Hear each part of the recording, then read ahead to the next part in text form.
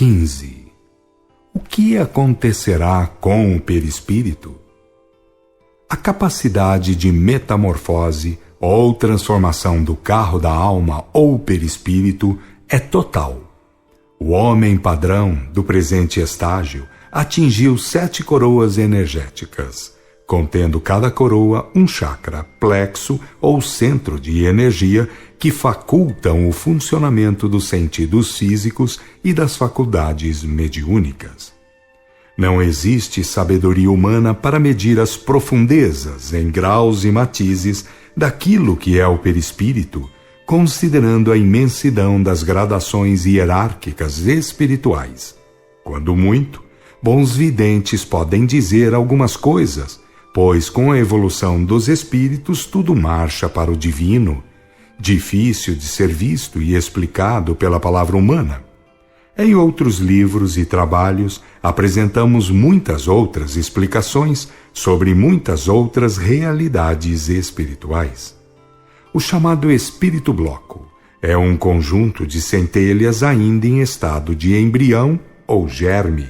É nesse bloco ou conjunto que se movimentam as partículas espirituais até formarem cada uma delas pelo menos 3 coroas, que são 3 recursos, 3 ferramentas, ou já 3 meios de atuação no mundo exterior. Quando assim estiver a centelha, ou estiver o bloco de centelhas, está pronta a começar a libertação de cada uma.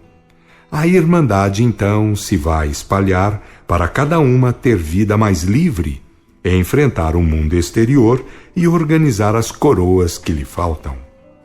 É o mergulho nos níveis mais elevados da escala biológica, embora apenas larval ou filamentosa, e que se dá nos lagos, fundos marítimos, florestas ou lugares ainda de elevado teor de umidade e bolor. É muito pouco, comparado com um homem primata, porém é muito caminho andado, depois de ter saído da essência divina. Já tem 3 coroas, e em cada uma um centro de energia especificada, um chakra em formação ou desenvolvimento. A chegada nas 7 coroas energéticas e nos 7 chakras teve por base o curso através de vastíssima gama biológica, isto é, necessidade de acionar órgãos e membros cada vez mais complicados, inclusive o andar em pé ou sobre os membros traseiros, porque só as coroas energéticas nada conseguiriam, e o carro da alma, o perispírito, nada seria sem as coroas e os centros de energia, os verdadeiros subcomandos da centelha.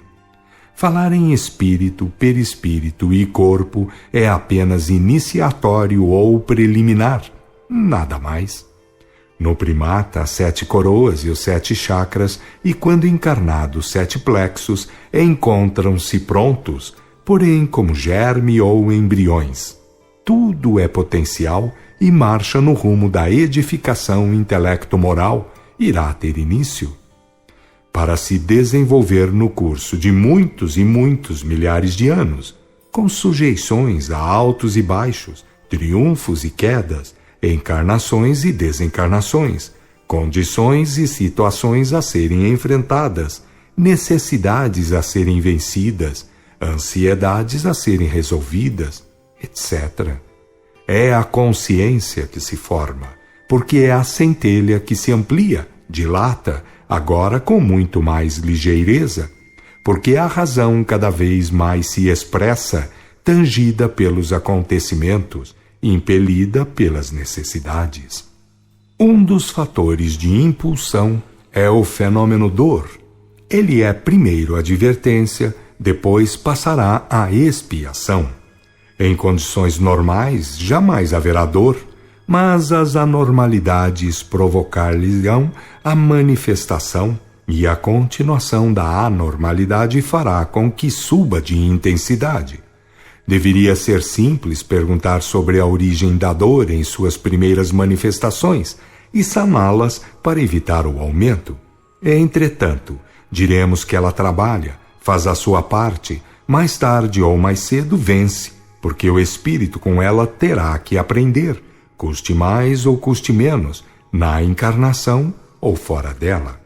O fator necessidade, tão pouco lembrado, é outro grande fomentador de crescimento anímico ou consciencial. Ao compasso dos milênios, cresce as centelhas e evoluem as comunidades. Poucos são vanguardeiros, a maioria é intermediária. Um bom número é retardatário. Visto do alto, o diagrama é preciso, mostra os escalões todos, e a justiça divina que de dentro faz justiça, funciona e impõe-se. Uns recebem pelo melhor feito, outros também recebem, porém pelas más obras em termos de trevas e dores, de encarnações dolorosas, expiatórias. Aparentemente, os rumos divergem, mas na realidade o rumo é um só: autocristificação. Todas as humanidades embrionárias recebem, quando chega a hora, injeções civilizadoras. São legiões alijadas de outros mundos, são punidos da justiça divina que, uma vez purgados bastante nas trevas, em seu meio encarnam e forçam ao progresso. Eva recebe Adão, e seus filhos se revelam mestres, artistas, cientistas, santos e profetas. De permeio, de longe em longe, um imediato do Cristo planetário encarna, aqui e acolá, para uma revelação maior. Quando o grau de elevação intelecto-moral está apto, um código de conduta é transmitido, e logo mais, um divino molde é fornecido pelo Criador. Antes de ser Moisés, o mesmo Espírito transmitir a lei no seio de outras raças e povos, até a mesma ficar radicada e sempre através da revelação, da comunicabilidade dos anjos, espíritos ou almas. A seguir, o diretor planetário encarnou e a divina modelagem foi deixada. E com ela, a generalização da revelação, da graça do céu que tem por função advertir, ilustrar e consolar.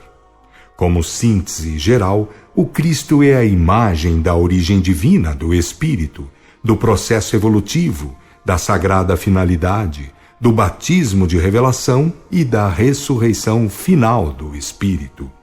Não é de religiões e farisaísmos, é da verdade. A lei e o Cristo modelo são as testemunhas inamovíveis de Deus. Como começou de dentro para fora a formação das coroas, chakras e plexos, de fora para dentro começaram as sublimações a se tornarem realidades. As coroas energéticas que obedecem aos comandos imediatos do Espírito imporão luminosidade e brilho aos chakras, e estes ao perispírito que se irá eterizando cada vez mais. Milhares de anos passarão, mas um dia a caminhada terá encontro com a solução. Uma centelha estará cristificada, plenamente exposta através da primeira e única coroa, que é luz divina individuada. Os discípulos igualaram o divino molde, tornaram-se unos com o Pai no templo interior. Do verbo divino tomaram lições e a verbos divinos chegaram.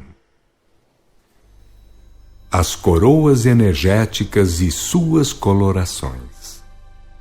Ninguém é e existe porque quer, senão por Deus, que manifesta ou cria, sustenta e destina. Portanto, quem é e existe estagia em um grau da escala evolutiva, contém em si o que já realizou ou evoluiu, devendo ainda evoluir até ao grau crístico ou de unidade vibratória com a divina essência geradora, que é Deus. É muito fácil compreender que, sendo, existe e existindo, deve estar em algum lugar, fazendo alguma coisa e para algum fim. O grau de consciência da realidade varia quase que ao infinito, mas um fim a todos é determinado pelas leis eternas, perfeitas e imutáveis de Deus.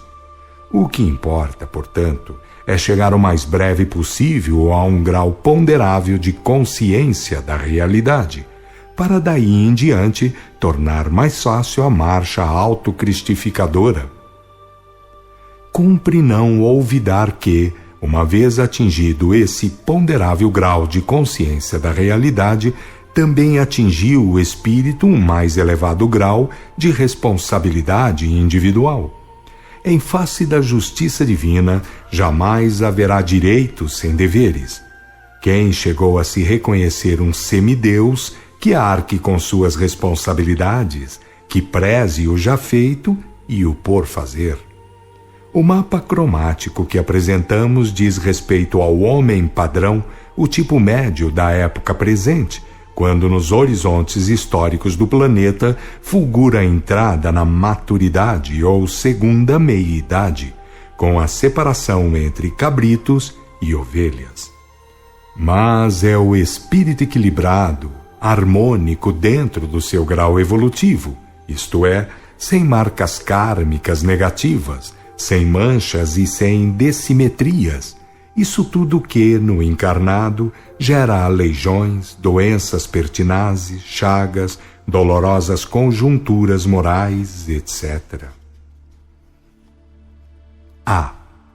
Nas profundezas iniciais da centelha, forma-se lentamente a primeira coroa, que é luz divina individuada ou particularizada. Entretanto, no interior ou lado de dentro é muito mais brilhante, sendo no lado de fora fosca ou menos brilhante. Parece um todo compacto, mas é escamada, apresentando o seu diagrama. B.